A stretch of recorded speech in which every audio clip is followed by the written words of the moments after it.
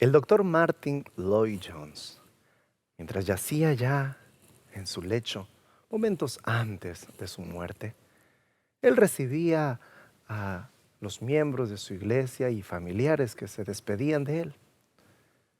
Uno de ellos empezó a orar por la salud del doctor, pidiendo que el Señor lo sane. Después de la oración, Martin Lloyd Jones le dijo: ya no oren por mi salud, ya no me detengan de la gloriosa presencia de nuestro Señor. Mis amigos, hoy estudiaremos el reposo último. Un estudio muy maravilloso que, como vayamos viendo, no es el último, sino que es el inicio de un reposo por la eternidad. Para ello te invito que podamos hacer una oración antes de estudiar la palabra de Dios. Nuestro Padre Celestial, te damos toda la gloria a ti, Señor. Y venimos, Señor, con humildad, reconociendo nuestra indignidad de abrir tu preciosa palabra. Estas preciosas perlas que tú nos has dado, este precioso tesoro escrito. Oh, mi buen Señor, te damos las gracias y pedimos tu orientación. Tú eres el autor de este libro. Seas tú el que nos lo enseñe mientras lo leemos. En el nombre de Jesús. Amén. Muy bien, entonces vamos hoy a empezar nuestro estudio. Recordarles que tenemos acá una presentación, la cual está disponible en el canal de YouTube de la Red Ha de Venir. En la descripción se encuentra un link en donde tú puedes descargarla. Es muy importante que hagas eso porque por cuestiones de tiempo no tocamos todos los versículos que se encuentran en cada respuesta. Entonces, si tú te gustaría compartir este estudio o estudiarlo con mayor detenimiento, te invito a que puedas descargarlo. Entramos entonces a nuestro estudio de hoy, el reposo último. Como es de costumbre, vamos a dividirlo en 3 puntos. ¿Qué será? ¿Cuándo y cómo vendrá? ¿Y cómo podemos ser parte de él? Vamos entonces con el primero. ¿Qué será? La pregunta número 1 nos dice: ¿cuál será el último reposo? El último reposo será la vida eterna con Dios, en un ambiente gloriosamente hermoso. Ahora yo quiero comentarte un poco acerca de esta respuesta. Mi amigo, ¿tú entiendes por qué estás en esta tierra? ¿Tú entiendes la razón de que por qué el hombre fue creado? Quiero llevarte a una declaración maravillosa de la razón por la cual el hombre fue creado. El hombre fue creado para dar gloria a Dios y para gozar de su presencia por la eternidad. Esa es la razón y el motivo por la cual el hombre fue creado. Muchas veces pensamos en el cielo y se nos viene a nuestra mente ángeles de blanco cantando, con arpas, un poquito regorditos. Se nos viene a la mente calles de oro, infinitas calles de oro. Y bueno, yo creo que te aburrirías de caminar por las calles de oro por toda la eternidad, por más preciosas que sean esas calles. Empieza a tener sentido la eternidad cuando entendemos qué haremos en la eternidad. Y uno de los motivos que estarás en la eternidad es que Dios vuelve a poner el río en su cauce, vuelve a colocar al hombre en la principal razón por la cual éste fue creado: glorificar a Dios y gozar de su presencia por toda la eternidad. No son las calles de oro. No. Es la misma presencia del Dios Todopoderoso, al cual tú estarás expuesto con un cuerpo glorificado. Estarás expuesto ante Él, podrás verle. Como vayamos viendo en el estudio, estarás en un lugar perfecto, puro y santo. Continuamos. Pregunta 2. ¿Cómo describe el apóstol Pablo al último reposo de los que aman a Dios? Pablo dice que el reposo último es indescriptible. En 1 Corintios 2:9 no va a ponerse a detallar ni a expresar, sino que dirá cosas que ojo no vio, ni oído oyó, ni han subido al corazón de hombre. Son las que Dios ha preparado para los que le aman. Siempre me pongo a pensar en la escena de los serafines, en la visión que tuvo el profeta Isaías.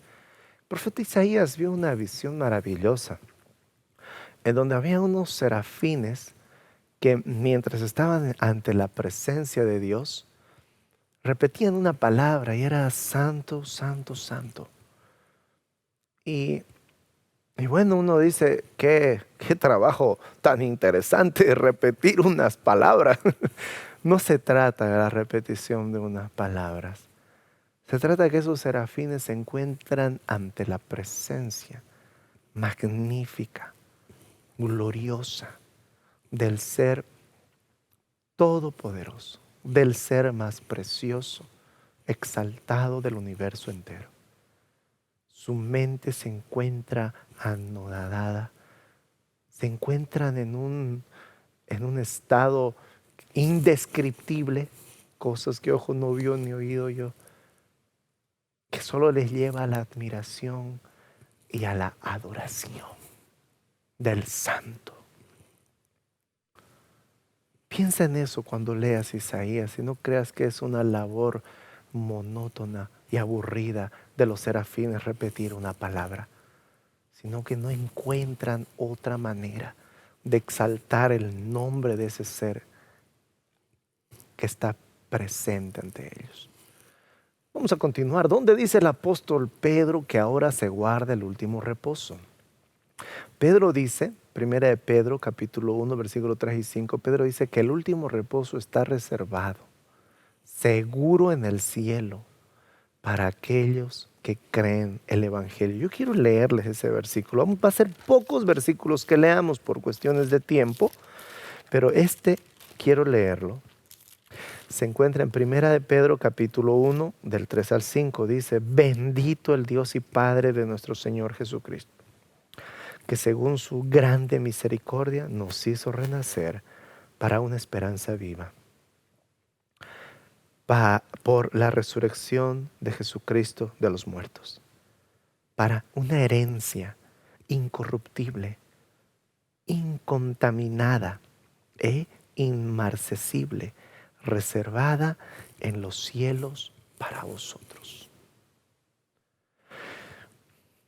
Si entendemos este versículo, este glorioso versículo, aunque sea un poquitito, ya pararíamos este estudio. Pero la palabra de Dios son como diamantes que se encuentran cada vez más profundos. Cuando el Señor te da el nuevo nacimiento, cuando por gracia eres salvo, el Señor no hace eso en vano. Es para darte una heredad preciosa. Y vamos a ver eso más adelante. Pregunta 4. ¿Por qué dice el apóstol Juan que no será parte del último reposo? Juan dice que no será parte del último reposo, o sea, que no habrá en el último reposo. Dice Juan que Dios enjugará toda lágrima en Apocalipsis 21:4. Y en ese lugar no habrá más muerte, ni dolor, ni llanto, ni habrá más dolor porque las cosas anteriores pasaron. Ahora te das cuenta cómo la palabra de Dios empieza a pintar una escena indescriptible. Nosotros estamos acostumbrados a ver la muerte, el dolor, el llanto, el sufrimiento, la enfermedad, pero en ese lugar donde será nuestro reposo por la eternidad, no habrá nada de eso. Y no hay cabida para la muerte en ese lugar, pues la presencia de Dios está ahí, y donde Dios está es vida y vida en abundancia. ¿Dónde pasará el pueblo de Dios su reposo eterno? Dice Apocalipsis 20, versículo 4 al 6, que habrá 1000 años. El pueblo de Dios estará con Él en el cielo. Y luego de esos 1000 años, en la santa ciudad, con ellos dentro, descenderá a la tierra, que cuando sea recreada, será su hogar por toda la eternidad. ¿Qué no dejará de hacer el pueblo de Dios por toda la eternidad? A lo largo de la eternidad, el pueblo de Dios no dejará de alabarlo ni dejará de contar a otros mundos la historia de la gracia salvadora de Dios.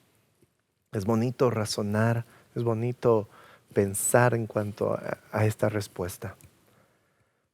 Y es que el ser humano tiene una particularidad y es muy diferente a toda la vasta creación que tiene Dios en el universo. Nosotros dice la palabra que somos un libro abierto en donde los mismos ángeles examinan y ven admirados lo que es capaz de hacer Jesucristo y su gracia salvadora con el miserable hombre pecador. Convertirlos de la muerte a la vida. Convertirlos de enemigos a hijos. Una obra completamente de Cristo para glorificar a su Padre. Entonces, a lo largo de la eternidad seguiremos dándole gloria a Dios. Se seguirá cumpliendo el motivo por el cual el hombre fue creado, dar gloria a Dios y gozar de su presencia por toda la eternidad. Entonces seguiremos dando gloria a nuestro Padre Celestial. Muy bien, vamos a pasar al segundo punto. ¿Cuándo y cómo vendrá? ¿Qué colocan los libros de Daniel y Apocalipsis antes de la entrada del último reposo? Bueno, dice Daniel y Apocalipsis describen 7 imperios mundiales: Babilonia, Medo-Persia, Grecia, Roma, el papado, el comunismo ateo y los Estados Unidos, que proceden a la venida del reino eterno de Dios. ¿Qué gran logro dijo Jesús que precedería inmediatamente a su venida? Jesús dijo que el evangelio será predicado en todo el mundo y luego vendría el fin. El glorioso evangelio eterno. Las buenas nuevas de salvación. Las buenas nuevas que el hombre necesita, pues el hombre se encuentra condenado a la muerte. Y es una muerte que él es digna de recibirla, pues él pecó contra el reino de Dios y contra Dios mismo. En esa declaratoria de muerte eterna, se recibe las buenas nuevas de que Jesucristo, por sus méritos, por su justicia, por su vida perfecta, otorga a este pecador una vida sin mancha. Y no solo vive por él, sino que Jesucristo también pagará la deuda de este pecador. Una deuda que él no puede pagar. Y eso pasó en la cruz del Calvario. El precioso y eterno evangelio de nuestro Señor Jesucristo. ¿Qué dijo el apóstol Juan que precedería a la segunda venida de Cristo? Juan colocó el tiempo del juicio de Dios justo antes de la segunda venida de Cristo. Vamos a ir a Apocalipsis 14 y encontraremos que el juicio será antes de la venida de nuestro Señor Jesús.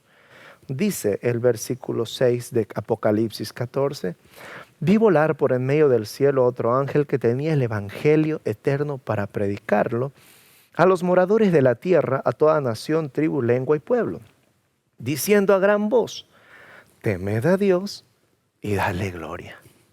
¿Por qué? Porque la hora de su juicio ha llegado. Entonces, ese evento precedería a la venida de nuestro Señor Jesucristo. ¿Cómo relaciona el apóstol Pedro la predicación del Evangelio y el juicio final de Dios? Pedro dice que el Evangelio debe ser predicado a las personas antes de que sean juzgadas, porque solo a través de la fe en el Evangelio pueden pasar la investigación final de Dios. Sin el Evangelio, el hombre no puede pasar ese juicio. La ley de Dios es santa, perfecta y justa. No es un juez corruptible, es incorruptible. La ley de Dios es perfecta, santa y justa. Y cuando seamos juzgados por esa ley, ningún hombre puede pasar los requerimientos de esa ley. Se encuentra desprovisto de justicia. Nuestra justicia es como un trapo de inmundicia frente a esa ley. Podemos decirle, no, como el joven rico he guardado tus mandamientos desde joven. Y al igual que Jesús, la ley nos examinará. Con el primer mandamiento nos demostrará que no lo hemos guardado. Frente a esa condenación, aparte de esa ley, dice Romanos 3, se ha manifestado la justicia de Dios, que es mediante la fe en Cristo Jesús.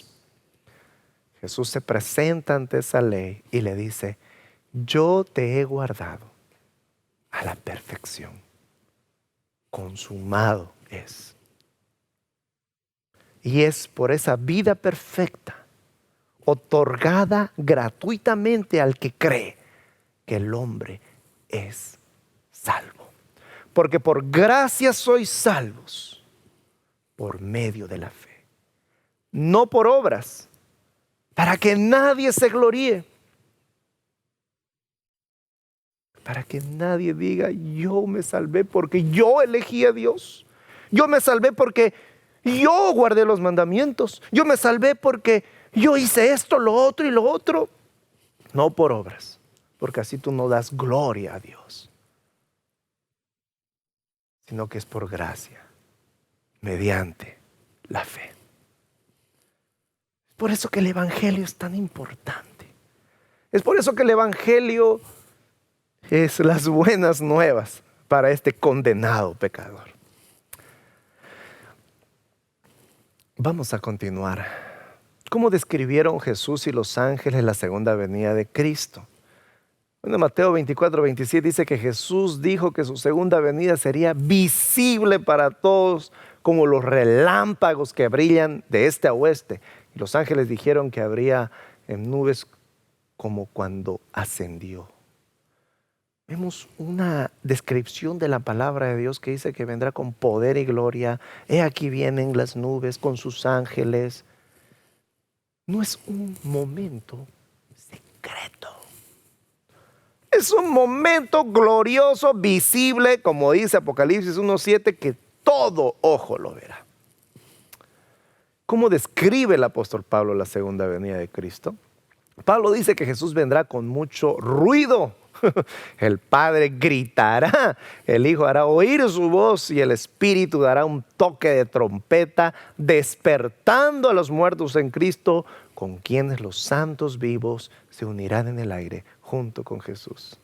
Yo pienso que tenemos que leer este versículo, es glorioso, es maravilloso. Quiero que vayamos a 1 de Tesalonicenses, capítulo 4, vamos a leer es bonito leerlo desde el 13 porque entiendes algo importante. Dice, tampoco queremos, hermanos, que ignoréis acerca de los que duermen, o sea, acerca de los que están muertos, para que no te pongas triste como los que no tienen esperanza.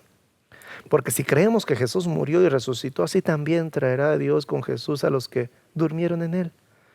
Por lo cual os decimos esto en palabra del Señor, que nosotros que vivimos, que habremos quedado hasta la venida del Señor, no precederemos a los que murieron.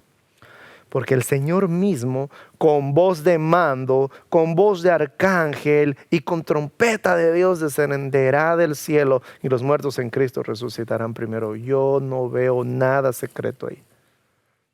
Yo veo un glorioso advenimiento donde Dios no se queda callado, una trompeta impresionante, una voz que hará temblar los mismos cimientos de esta tierra, pues su creador está hablando, y cuando su creador habla, la tierra se calla.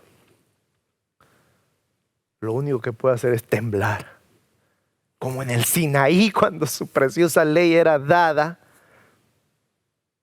Lo único que hacían era temblar ante ese momento glorioso.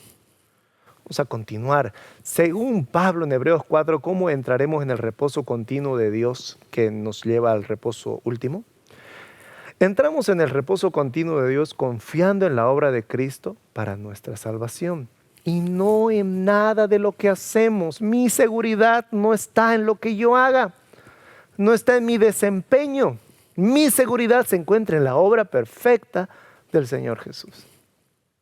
Pregunta 14, Mateo 24, ¿quién dijo que Jesús se salvará? Jesús dijo, aquellos que perseveren en la fe hasta el fin, esos serán salvos. Vamos a explicar un poquito esto más allá. ¿Cómo expresan Pablo y Santiago la misma idea que Jesús expresó en Mateo 24:13? Pablo dice que los creyentes permanecerán en la familia de Dios si pacientemente continúan manteniendo firme su fe y regocijándose en la esperanza y bienaventurada hasta el fin. Y Santiago dice que aquellos que soporten la tentación recibirán la corona de la vida. ¿Qué evento perdurable se destaca como símbolo del reposo presente y eterno? El sábado semanal se destaca como el símbolo perdurable del reposo presente en la obra de Jesús por nosotros y en el último reposo que experimentaremos con Él por toda la eternidad. ¿Qué resulta de saber que nuestra herencia está reservada en el cielo para nosotros? Saber que Jesús ha comprado nuestra herencia y que está reservada en el cielo para nosotros nos da paz presente, regocijo y una esperanza viva. ¿Quiénes además de los santos vivientes están esperando el último reposo?